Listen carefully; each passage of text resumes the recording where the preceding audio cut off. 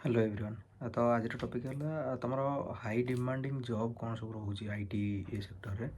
तो तुम एवं आजिकल 5टा जॉब रोचे हाई डिमांड। तो गोटे है सॉल्यूशन आर्किटेक्ट, आ गोटे है टेक्निकल प्रोडक्ट मैनेजर, आ गोटे है साइबर सिक्यूरिटी, आ गोटे है site reliability engineer, platform engineer, आ गोटे है IT governance risk and compliance, आ गोटे है CXO and CTO CEO leadership.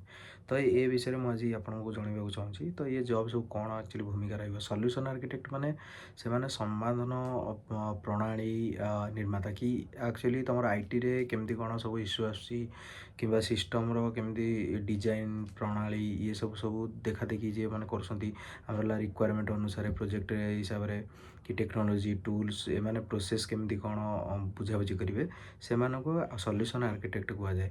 तो गोटे है product technical product manager. Technical product manager एम कौन करती डेवलपमेंट टीम होगा, डिजाइन टीम होगा, बिजनेस स्टेक होल्डर होगा।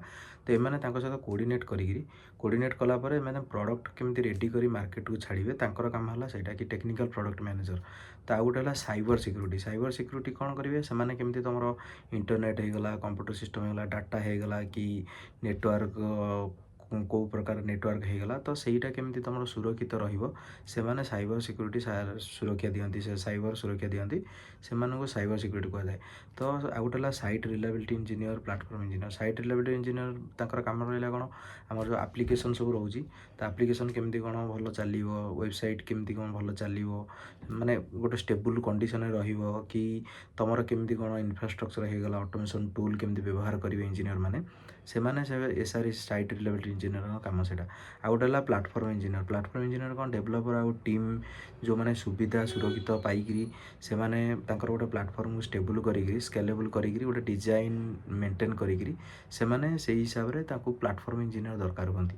प्लेटफॉर्म इंजीनियर से अति जरूरी अच्छी। तो एबे यही प्रकार डिमांड सब रोचे। आउ गोटे है IT governance risk and compliance. से काम है कौन आईटी सब सिस्टम गुड़ा संगठन करी ठीक भाव प्रशासन करने माने गोटे काम है सब आईन नियम सब जना अच्छी। तो से आईटी प्रशासन कहुए IT governance risk and compliance.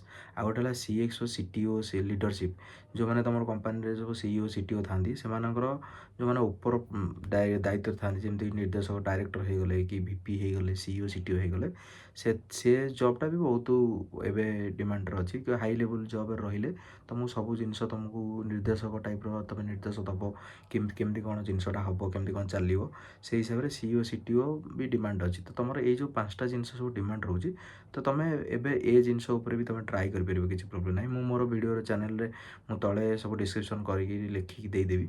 तो आपड़ से वीडियो देखिकी आप जापर आप कौन सुइटेबल अच्छा जॉब करने। तो आप हिसाब से जॉबटा आप प्रोफाइल हिसाब से आप कौन इंटरेस्ट अच्छे से हिसाब से आप करेंगे। जदि आप मो वीडियोटा भल लगे देन गोटे सब्सक्राइब लाइक गोटे कमेंट पकईदेवे मो वीडियो तो मत मोटिवेशन मिले वीडियो मिले। Thank you.